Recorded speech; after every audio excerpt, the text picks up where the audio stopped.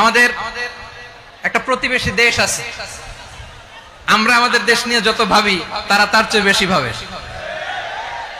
কথা বুঝতেছেন না? আরো ভেঙে বলতে হবে। হ্যাঁ, আমরা আমাদের দেশ নিয়ে যত উদ্বিগ্ন, এদের আরো টেনশন বেশি। বলেন আমাদের দেশে শান্তি আছে না নাই? আমরা হিন্দু মুসলিমে কখনো দাঙ্গা লাগে?